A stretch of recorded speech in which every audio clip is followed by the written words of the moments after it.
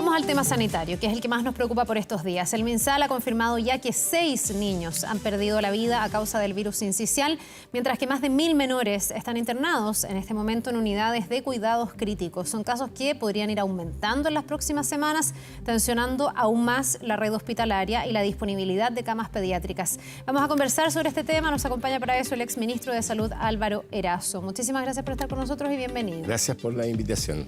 A ver, lo primero, y yo creo que más importante hoy día, porque hay una serie de cosas, ¿no? De cómo se ha hecho el análisis de a dónde estamos, pero hacia dónde vamos.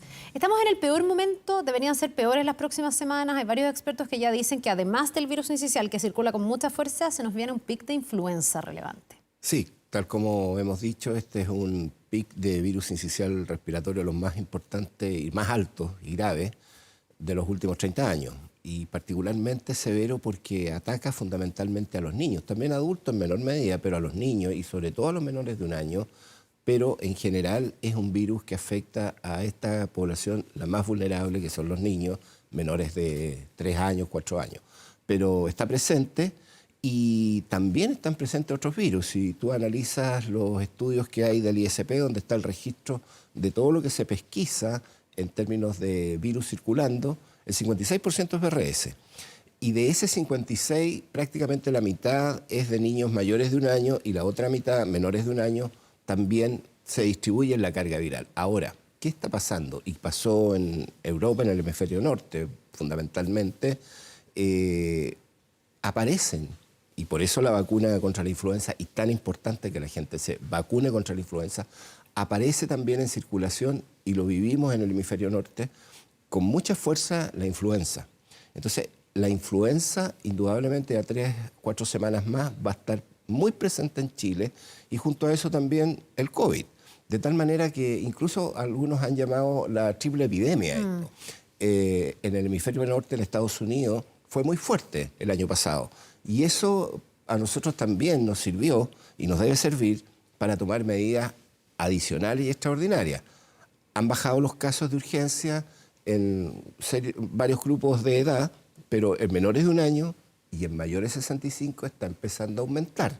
De tal manera que es momento de actuar con mucha fuerza y con mucha capacidad técnica. Claro, usted dice, se sabía esto, yo me acuerdo, entrevistas que en enero ya empezaban algunos expertos a alertar que se venía un invierno muy duro. Sí. Y uno dice, claro, entonces deberíamos estar súper preparados porque tenemos esa ventaja, ¿no? Que sabemos que en Europa, en el hemisferio norte, pasa algo que se va a replicar acá.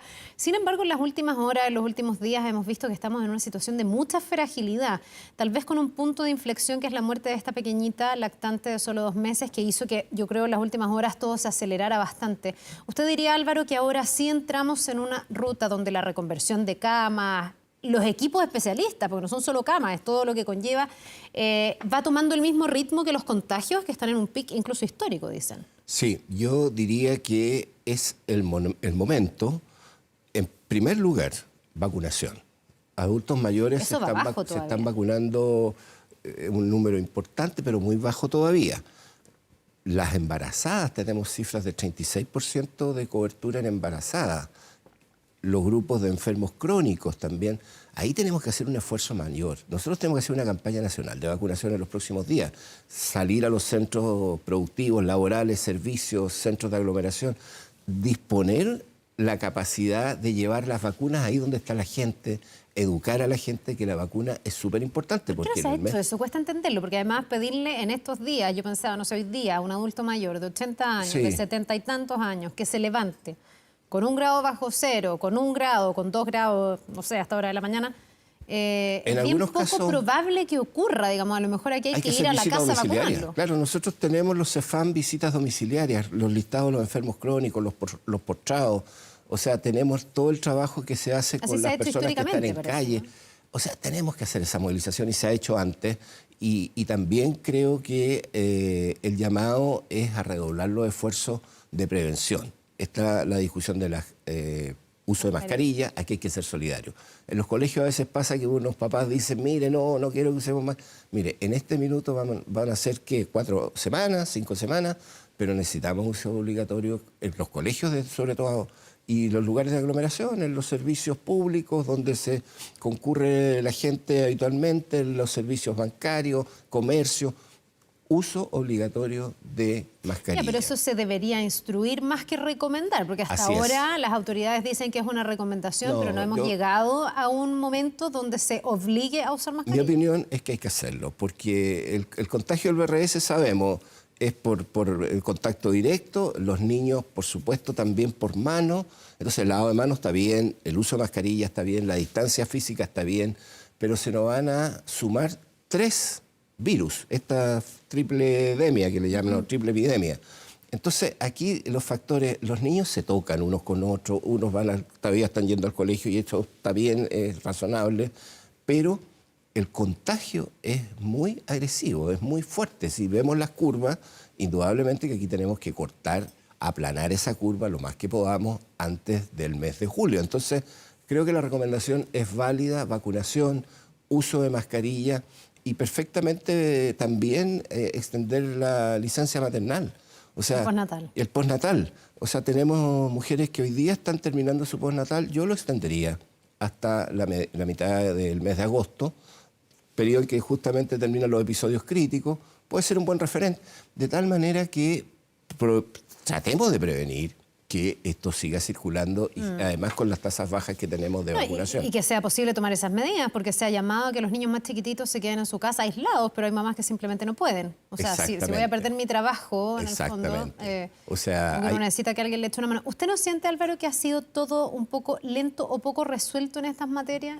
Porque en el fondo la mascarilla se recomienda usarla, se recomienda la vacuna, se recomienda dejar a los niños en la casa, pero también hay un tema de hasta qué punto es recomendable y hasta qué punto hay ciertas cosas que se deben instruir, a lo mejor hacerlas obligatorias y en otras apoyar. Sí. Como por ejemplo en el postnatal, dar herramientas reales para que los niños se queden en la casa. Yo creo que hay que hacer una buena combinación.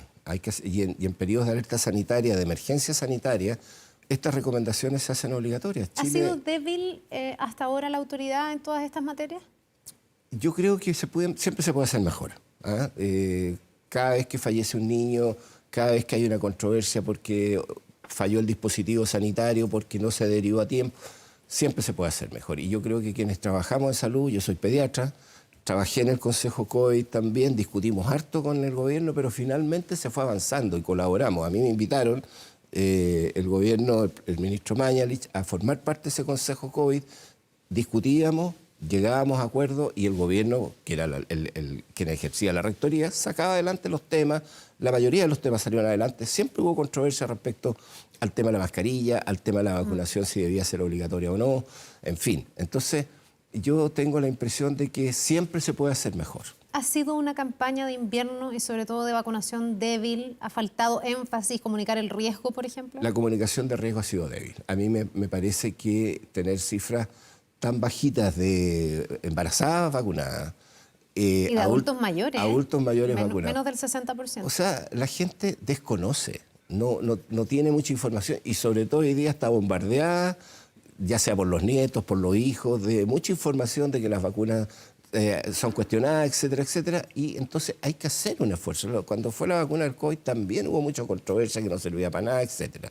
Entonces, creo que el riesgo comunicacional cada vez en materia de salud pública va a ser mucho más exigente y llegar a través de redes y particularmente, como tú bien decías, el contacto directo. Aquellos adultos mayores que no se pueden mover, los CEFAM tienen equipos para ir a lograr a esa población de crónicos, enfermos crónicos que indudablemente son más vulnerables. ¿A qué atribuye usted como esta debilidad o que haya sido lenta la campaña? No es la única voz que dice que debiese haber habido más comunicación de riesgo. He escuchado al Colegio Médico, por ejemplo, en su representante en Valparaíso, diciendo que esta ha sido la peor campaña de invierno que él recuerda. Y hay toda una disputa hoy día, bueno, por un lado, atender la urgencia, que obviamente que es así, pero también de las responsabilidades, de los del liderazgo. Desde el gobierno anterior, el exministro Mañalich decía que aquí falta liderazgo. ¿Usted concuerda con esa mirada? Bueno, mira, hoy día yo te diría que los liderazgos sanitarios se van a probar en estos momentos, en estos tiempos. Ha habido dificultades sin lugar a dudas. ¿Hay posibilidad de rectificar? Por supuesto que hay posibilidad de rectificar. La ministra de Salud tiene experiencia, el doctor Arauz entiendo que ha trabajado también en servicios públicos y los equipos tienen que estar afiatados. O sea, lo que no puede pasar es que haya tropiezo tras tropiezo. Eso no solo altera la credibilidad, porque cuando se pierde la credibilidad y la confianza en el sistema público, no hay capacidad de vacunación, no hay capacidad de que la gente concurra a los servicios de atención primaria antes que la urgencia. O sea, es un capital fundamental que la gente a uno le crea, porque el día que no le cree... El problema es que justo en las últimas horas ha habido traspiés justo en el sentido contrario al que usted apunta. Por ejemplo, con esta rectificación que hace Contraloría de una explicación que da la ministra diciendo que no se llamó a la clínica Las Condes, que a su vez dijo que había camas disponibles el día que se buscaba cama para la pequeñita mía. Dijo ella que era por un fallo de Contraloría, que nos había llamado porque Clínica Las Condes no podía recibir pagos por parte del Estado. Finalmente Contraloría la desmintió, aclaró el Ministerio de Salud que no era por un fallo de Contraloría, pero sí por una resolución judicial. Ahora, haya sido Contraloría o haya sido un fallo judicial, que en este caso es lo que aplica, en una alerta sanitaria, ¿algo de eso procede ser tomado en cuenta al momento de tener que llamar a un recinto médico o llevar a un paciente que se está debatiendo entre la vida y la muerte? No, porque mira, hay dos herramientas. Yo siempre lo he dicho, con el Código Sanitario el día de mañana nosotros podemos cerrar Chuquicamata y nadie va a poder... colocar una ley sobre otra como la del Código Sanitario. El Código Sanitario tiene un tremendo poder. Sobre él descansan también leyes como las nuestras, porque está el derecho a la vida, que es la ley de urgencia. La ley de urgencia, como tú sabes, fue promovida para terminar con el cheque en garantía. Y ahí dice claramente, cualquier situación de salud que ponga en riesgo la vida de la persona o vaya a dejar alguna secuela grave, no hay ningún impedimento para que se atienda en la clínica Las Condes, en cualquier clínica, centro asistencial del país, viva donde viva. De tal manera que no hay ningún subterfugio, justificación. Esa persona tiene que recibir los cuidados de atención, si requiere UCI, si requiere cuidado intermedio, todo. De tal manera que no hay ningún impedimento. No hay ni compromisos de compra, ni mecanismos de pago. Aquí solo la vida de las personas, y en ese sentido no hay ninguna justificación. Ya, o sea, no había excusa para no llamar a una clínica como la clínica. Y lo dijo la ministra, que no había justificación. ¿Cómo pondera usted eso? Porque esa familia, me imagino yo, que escucha algo así, se da cuenta que había un espacio mucho más cercano que lo que se le estaba proponiendo en ese momento, que era llevar a su guagüita muy delicada con un puente aéreo a Arica, a 2.000 kilómetros de distancia. Entonces uno se pregunta... Pucha, en la visión de esa familia, ¿cómo el Estado no hizo todo lo posible y cómo no le echó mano a lo que estaba más cerca, que era una clínica en la región de al lado, digamos? Bueno, está en auditoría esto, ¿eh? O sea, está en investigación. Tenemos que saber hasta el último detalle qué fue lo que falló, por qué ese procedimiento no se hizo, si hubo algún tipo de error en la recopilación de información. No, yo esperaría esa auditoría, esa información, pero particularmente el trato que tenemos que tener quienes trabajamos en salud con la familia, con el grupo humano que acá está todavía con la dolencia. Ya no es que esto pasó, esta es una dolencia que los va a acompañar por mucho, como cualquier persona. Entonces creo que la atención, en particular en este tipo de casos, es fundamental, la atención humanitaria que se le pueda desplegar desde el servicio de salud o el consultorio o el equipo de salud que pueda asistirlos, digamos, porque, como tú dices, produce un impacto y también una rabia, claramente, digamos. Bueno, este tal vez ha sido el punto de inflexión que yo decía, ha hecho que se aceleren mucho las cosas en los últimos días, que el ex gobierno ponga a disposición sus equipos. Algunos cuestionaron que fuera a través de Twitter, pero después hablamos con el doctor Castillo, que decía que efectivamente la ministra lo había llamado, que le ha podido dar algunos nombres. Hoy día entiendo que hay una reunión también con ex autoridades de salud. ¿Usted ha sido convocado por el gobierno? ¿Usted está participando también? Porque aquí... La tranquilidad, yo creo que podemos tener todos, es que quienes tengan experiencia y hayan gestionado una red que todos los inviernos pasa por problemas, pero problemas más graves todavía como los que tuvimos con el COVID, y puedan aportar esa mirada, esa experiencia, esos datos, esos nombres, las personas, finalmente pueden hacer que la estrategia mejore, ¿no?, en los próximos días. Yo creo que podemos aportar, por supuesto, con la experiencia y con casos recientes. A cada uno de nosotros le ha tocado algún desastre. Nunca ha sido fácil el Ministerio de Salud ni las crisis sanitarias. No es para hacerse famoso, digamos. Y en ese sentido, sí, yo he hablado con la ministra, he entregado algunas sugerencias y también el día viernes nos invitaron formalmente a una reunión. Y tal como lo hicimos con el gobierno anterior, por supuesto que vamos a acudir con toda la disposición y primero escuchar. Yo creo que lo primero que tenemos que hacer es escuchar al ministerio qué es lo que está haciendo, cómo se ha desplegado en detalle y hacer las recomendaciones y ojalá que nos hagan caso en algunas recomendaciones que le hagamos. Álvaro, para finalizar, el subsecretario de Redes Asistenciales ha quedado en una situación bien compleja, Sí. porque no son pocos los que piden su cabeza y que van a insistir esta semana con eso. Lo último fue un ultimátum de republicanos, diciendo que si no sacan a Arauz, van a acusar constitucionalmente a la ministra. Pero además la semana pasada salieron los funcionarios de redes asistenciales a decir que en este ministerio había notable abandono de deberes, o en esta subsecretaría, defendiendo a la ministra y diciendo que en la subsecretaría tienen que terminar los amiguismos, los compadrazgos, que basta de seguir, decían, como manteniendo a personas por amistad. Y eso sumado a varias bancadas que ya pedían la salida de Arauz la semana pasada.